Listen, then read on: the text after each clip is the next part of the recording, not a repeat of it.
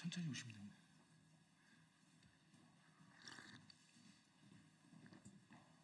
안녕하십니까.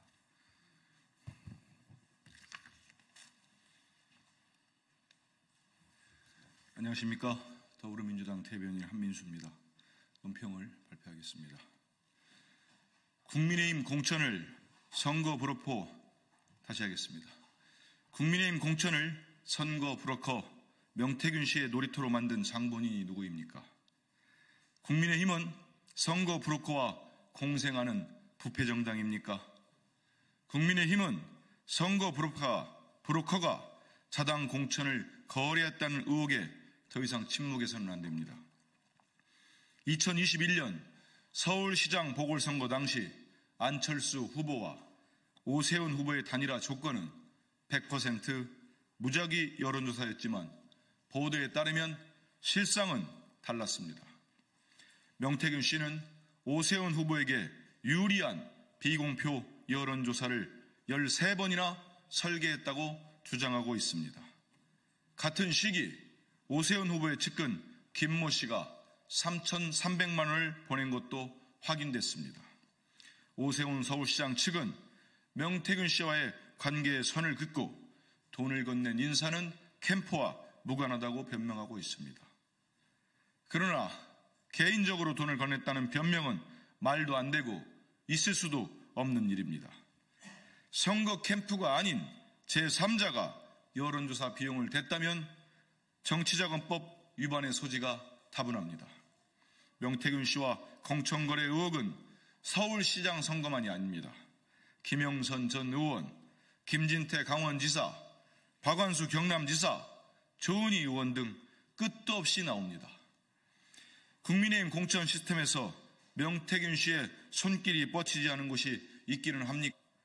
명태균 씨가 무슨 자신감으로 시골 군수 공천은 발로만 밀어도 된다고 말할 수 있었습니까?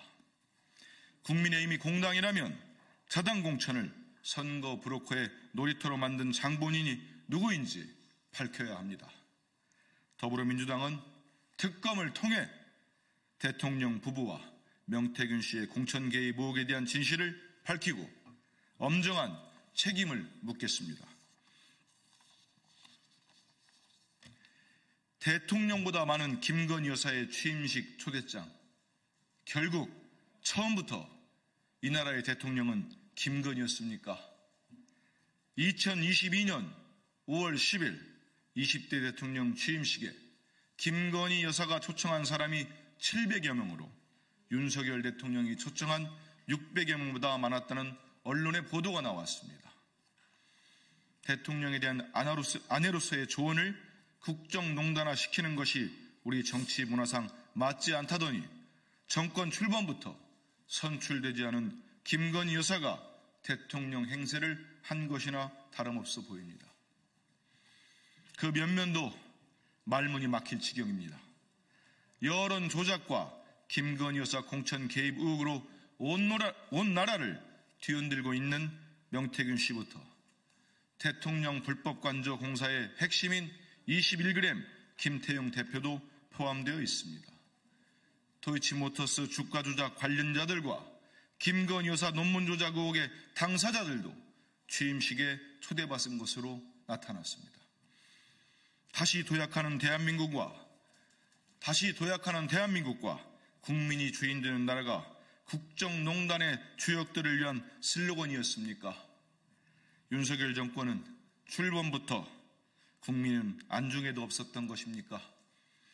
온 국민이 김건희 여사의 국정농단에 대해 분노하고 있는 이 순간에도 김건희 라인은 대통령실 요직에 앉아 버젓이 국정에 개입하고 있습니다.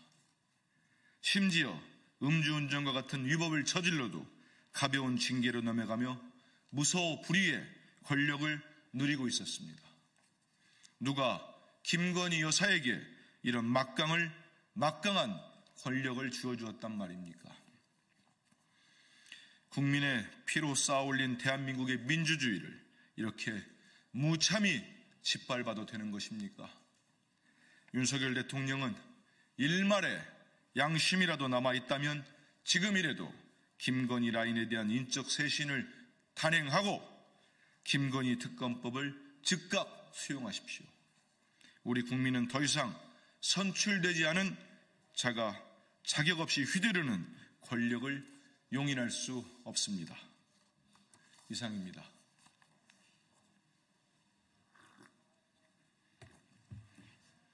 고생하셨습니다.